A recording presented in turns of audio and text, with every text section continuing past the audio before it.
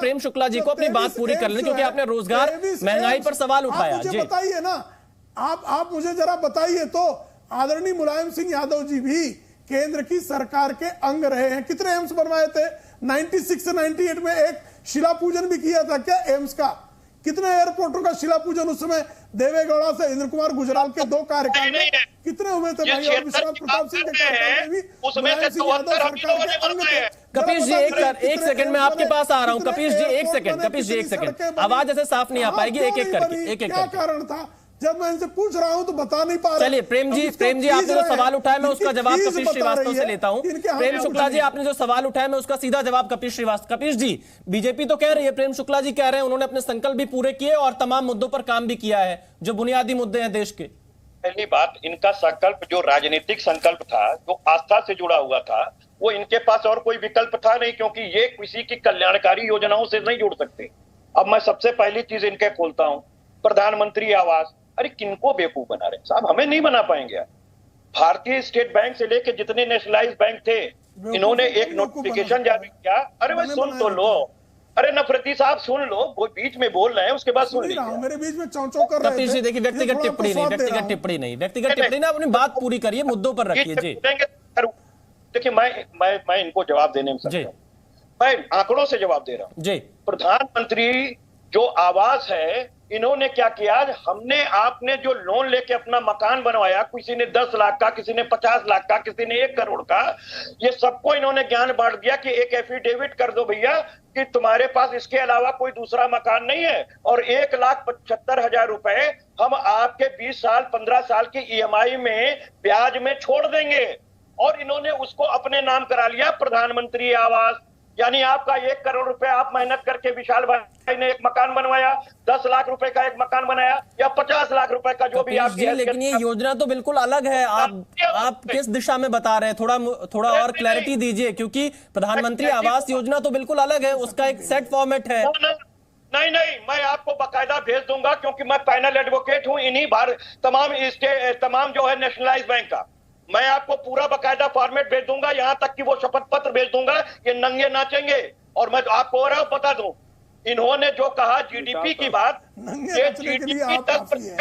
सुन लीजिए, अरे प्रेम जी सुन लीजिए, मुंह दिखाने से कुछ नहीं होता, हकीकत शब्दों का प्रयोग, आपकी अभद्रता और आपके संस्कार दिख रहे हैं।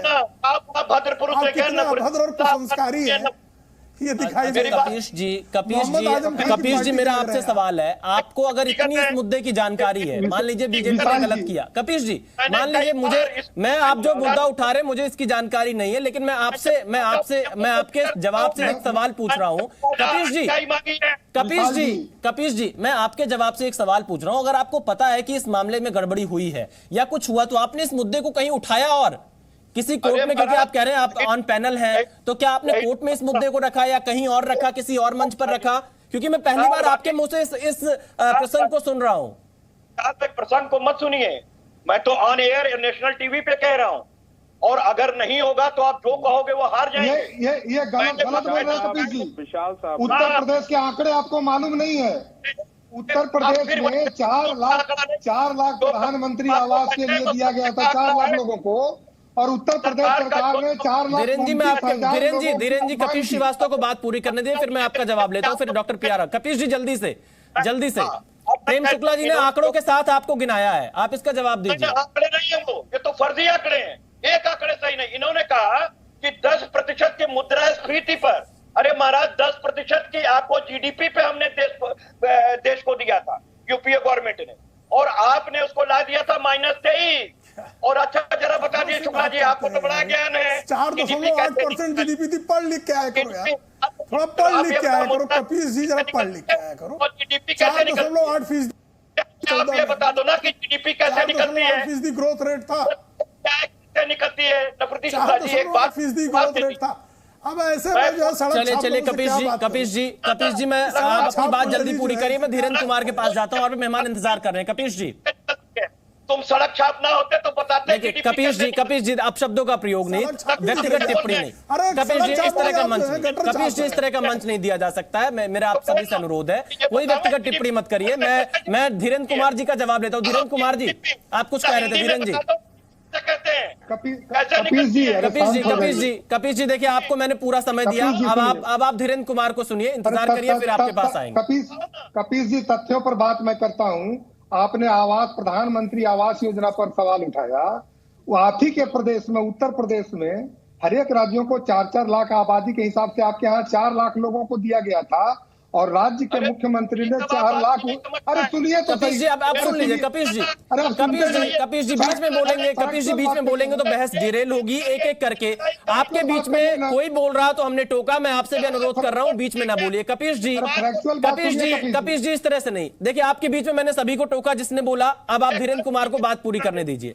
धीरेन्द्र गलत बात कह रहा, मैंने जो बात कही उसके ये रिफ्लेक्ट गलत बात है। कपीस जी, आप स्काइप पर हैं, आप थोड़ा इंतजार करिए, मैं आपके पास दोबारा आऊंगा जब आपकी बारी आई है। धीरेन्द्र कुमार को सुनिए। आपने सवाल उठाया गरीबों के मकान पर।